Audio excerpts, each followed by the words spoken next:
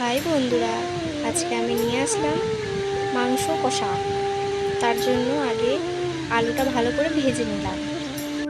তো গোটা গরম মশলা দিলাম, যেরকম এলাচ, দারচিনি, জিরে, লবঙ্গ, গোটা শুকনো লঙ্কা। তারপরে কড়াই গরম হয়ে গেলে কড়াইয়ে তেল দিয়ে দিলাম।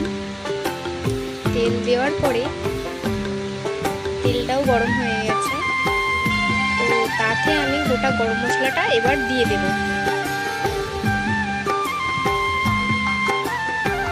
দেখো বন্ধুরা, দিয়ে দিলাম। গোটা গরম মশলাটা দিয়ে আমি হালকাভাবে নেড়ে নেব। নাড়া হয়ে গেলে তারপর পেঁয়াজটা দিয়ে দেব।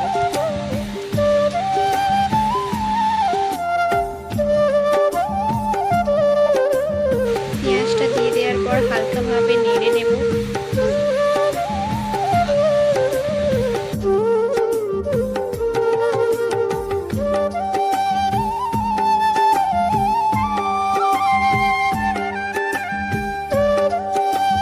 তো আমি ভালোভাবে নেড়ে চুড়ে নিচ্ছি পেঁয়াজটাকে। তারপরে দিয়ে দেব পরিমাণ মতো নুন। আমি একেবারেই নুনটা দিয়ে দিই, যার যেরকম ভালো লাগবে সে সেরকম দেবে। আমি একেবারেই নুনটা দিয়ে দিলাম, যাতে না লাস্টে নুন লাগে। তো নুন দেওয়ার পর ভালোভাবে আবারও নেড়ে নিলাম।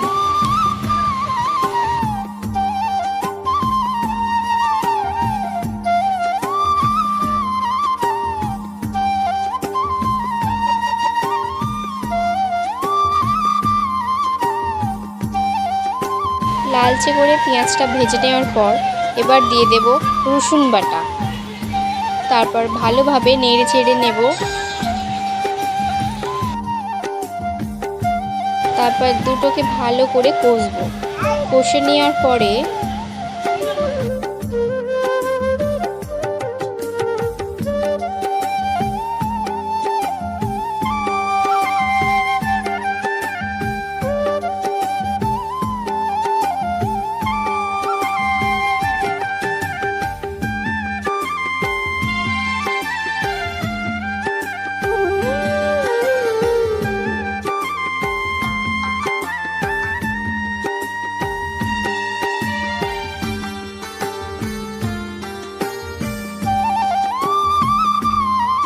দিয়ে দেব আদা বাটা।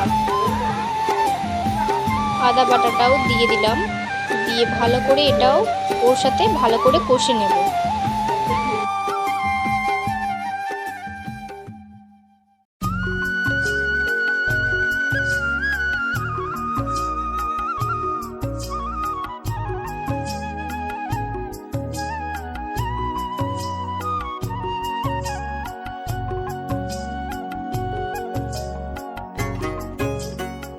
ভালো করে কষানো হয়ে গেছে। এবার দিয়ে দেব হলুদ গুঁড়ো 2 চামচ,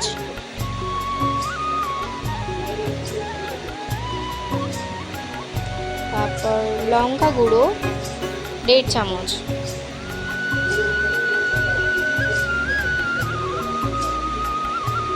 তারপরে এটাও ভালোভাবে কষিয়ে নেব মশলাটার সঙ্গে।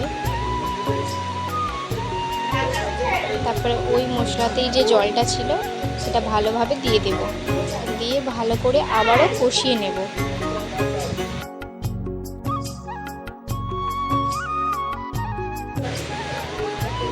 তারপরে দিয়ে দেব মিট মশলা।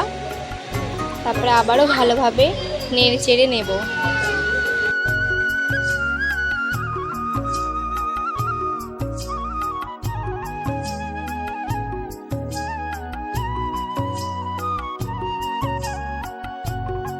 তো তারপর অল্প করে চিনি দিয়ে দিলাম, যাতে স্বাদ আর রং যাতে ভালো আসে। তারপর ভালোভাবে আবারও কষিয়ে নেব। দেখো, মাংসর তেল বেরিয়ে গেছে। মশলা থেকে তেল ছেড়ে দিলে তারপর দেখো আমি আস্তে আস্তে মাংসটা দিয়ে দিলাম।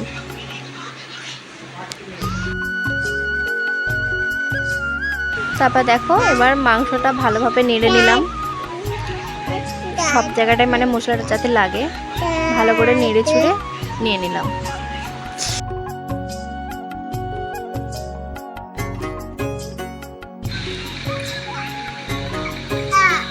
দেখো মাংস থেকে তেলটা ছেড়ে দিয়েছে। ভালোভাবে নাড়িয়ে চড়িয়ে নেব।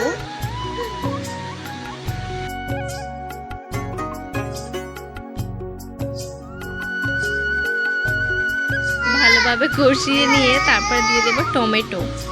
কে কিরকম দাও টমেটোটা জানিও। আমি তো অর্ধেক কষানো হয়ে গেলে টমেটোটা দিই। আমার মেয়ে এখনো ঘুমায়নি, তাই পাশ থেকে ওর আওয়াজ একবার শোনা যাচ্ছে। তো আজকের রান্নাটা ভালো লাগলে সবাই একটা লাইক আর কমেন্ট করে দিও। আমি তাহলে আরও নিত্য নতুন রান্নার রেসিপি তোমাদের কাছে নিয়ে আসবো। তারপর এতেও আলুগুলো দিয়ে দেবো, যাতে আলুটাও সিদ্ধ হয়ে যায় ভালোভাবে। তো তারপরে নাড়াচাড়া করে নিলাম আর একটু।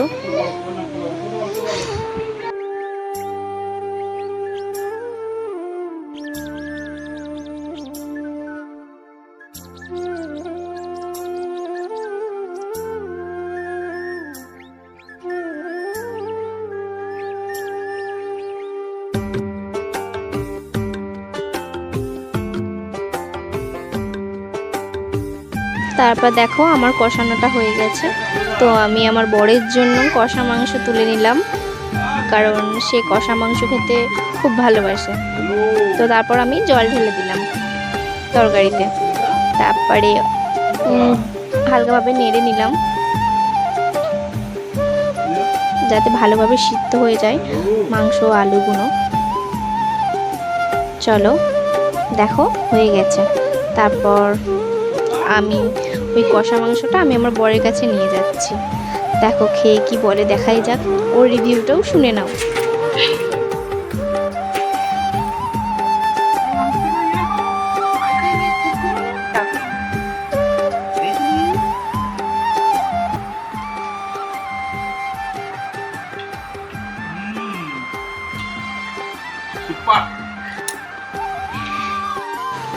তো দেখো এইদিকে আমার মাংসটাও রান্না করা হয়ে গেছে, অলমোস্ট কমপ্লিট রান্না। এবারে ঢেলে নেব তরকারিটা। দেখো ঢেলেও নিলাম। তো আজকের মতন শেষ বন্ধুরা, ভালো লাগলে একটা লাইক কমেন্ট শেয়ার করে দিও।